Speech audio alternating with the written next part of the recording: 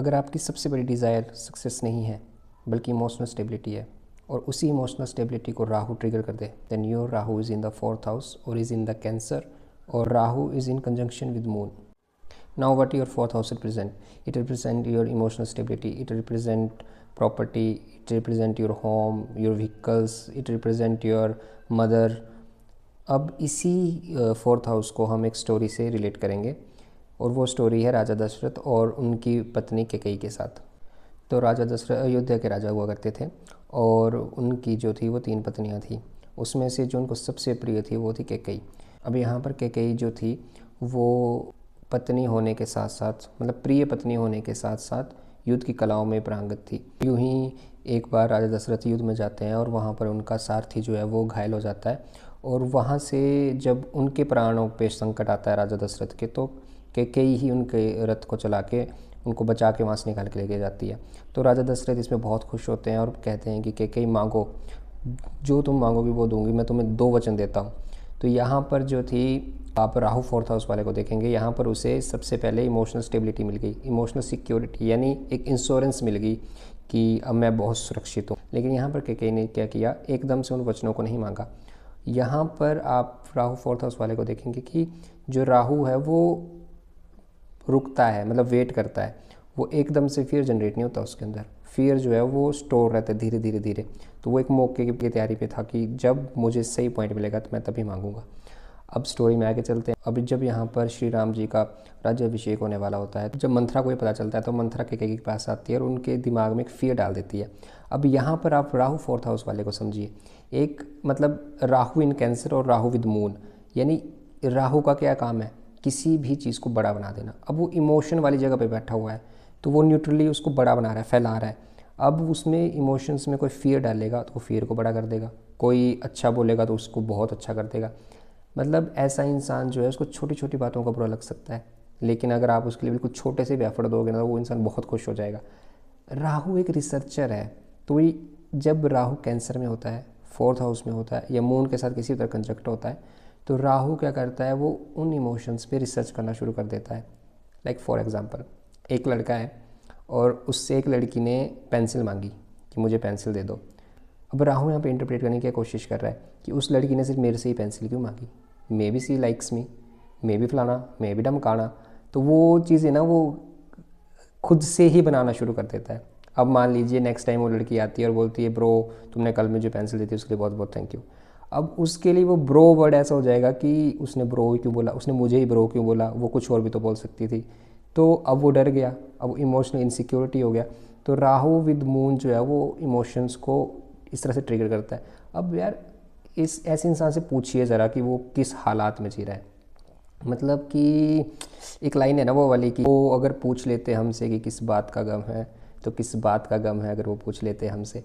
तो राहु इन the 4th house वाले ऐसे मतलब बड़े प्यारे से लोग होते हैं, बट उनके अंदर ना इमोशनल इनसिक्योरिटीज़ बहुत ज़्यादा हो जाती हैं, क्योंकि राहु का काम है फैलाना. इतना सा भी डर होगा तो फिर वो कंट्रोल करने की कोशिश करने लग जाएंगे अपने इमोशंस को. तो यहाँ पर राहु इन द 4th आपको इमोशनल इंस्टेबिलिटी दे सकता है. अब बैक टू द स्टोरी पे आते हैं. अब होता है मंथरा फियर डाल देती है और फियर जनरेट होता है कैकेयी के अंदर. अब उन्हें आते हैं वो 2 वचन याद जो मैंने एक टाइम पे पहले रखे थे. तो अब वो कोशिश करेगी कि मैं अपने इमोशन को सिक्योर कर लूँ, अपने घर को सिक्योर कर लूँ. तो यहाँ पर जाती है वो राजा दशरथ के पास और राजा दशरथ से बोलते हैं कि मुझे जो है अब मेरे 2 वचन चाहिए. पहला वचन, भरत को राज्य मिले, यानी आप अपने आप 4th हाउस आपके घर को भी रिप्रेजेंट करता है, आपकी प्रॉपर्टी को रिप्रेजेंट करता है, आपके व्हीकल्स को रिप्रेजेंट करता है. तो ऐसे इंसान के पास जो वो ये सब ऑटोमेटिकली आ जाता है जब वो काम करता है. अब आ गया. अब सेकंड को मांगती है दैट राम को मिले वनवास, यानी Ketu is in the 10th house. आप अपने प्रोफेशन से, आप अपने स्टेटस से जो है वो डिटैच है. तो यहाँ पर श्री राम जी बिना कुछ कहे उस चीज़ को स्वीकार करते हैं कि मुझे इसमें कुछ इंटरेस्टेड नहीं है, मुझे लाइफ में उस वो प्रोफेशन मिले ना मिले, उस मतलब एक होता है ना कि इंसान को अपने स्टेटस से फ़र्क नहीं पड़ता वो कैसा है कैसा नहीं है. तो वो यहाँ पे श्री रामचंद्र जी ने उसका रोल निभाया. तो अब यहाँ पर क्या होता है कि जब भरत को ये चीज़ पता चलती है तो वो उस राज्य को स्वीकार नहीं करता कि मैं इस राजगद्दी को स्वीकार नहीं करूँगा.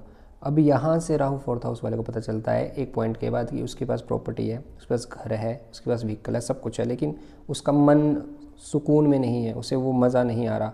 उस चीज़ों में, तो वो भागता है दोबारा राम जी के पास और कहता है कि आप ही सब कुछ रख लीजिए। सेम गोइंग फॉर केकई, उनके साथ भी वही होता है, उनका भी बाद में जो है उन्हें उस चीज़ का पछतावा होता है। तो यहाँ पर Ketu in the 10th house यही रिप्रेजेंट करता है कि आपके पास सब कुछ होने के बावजूद भी आपका वहाँ पे मन नहीं टिकेगा।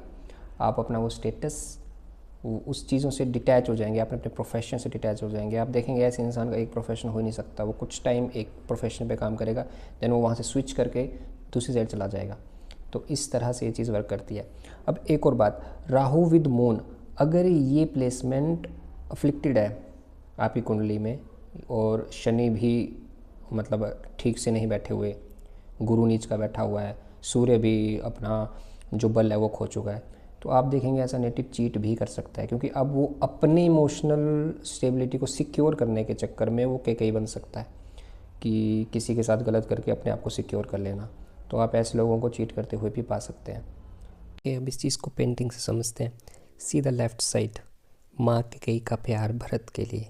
सी द राइट फेस, माँ केकई का भय जब उन्हें पता चला कि राम को राज्य मिलने वाला है। देयर फ्लावर्स, भरत का घर, and there is a dark face, Ram को वनवास। तो केकई ने राम को वन में नहीं भेजा, उसने एक्चुअली अपने डर को भेजा। तो इस पेंटिंग में राहु घर को पकड़ रहा है और केतु राज्य को छोड़ रहा है, और बीच में फंसा हुआ है इंसान जिसकी डिज़ायर्स उसके लिए ही फेयर बन चुकी हैं। अब यहाँ पर आपको रेमेडीज़ क्या करनी चाहिए मून से रिलेटेड। आपको जो है वो 6 बजे के बाद, शाम के 6 बजे के बाद खाना नहीं खाना है, उससे पहले ही आपको खाना खा लेना है। और खाना कभी जूठा नहीं छोड़ना है, लोगों को खाना दान करना है। हो सके तो रात में दूध ना पिएं, दूध से बनी कोई चीज़ें ना पिएं, खीर ना खाएं। सब कुछ मून को रिप्रेजेंट करता है ना, आप कंज्यूम करेंगे देन वो आपको इमोशनली ट्रिगर करता है। यही सब कुछ, इसके ऊपर हम डिटेल वीडियो बनाऊंगा जब मैं मून प्लेनेट की बात करूँगा, डिटेल वीडियो बनाऊँगा। फ़िलहाल राहु की बात कर रहे थे। तो अब आप इस तरह से देखिए कि जिस दिन आप अपने इमोशंस पे कंट्रोल कर लेंगे, राहु जहाँ भी बैठा है ना, सबसे पहले वो वहाँ पे बहुत इनोसेंट सा है यार, उसको नहीं पता है कि अपने इमोशंस को हैंडल कैसे करना है।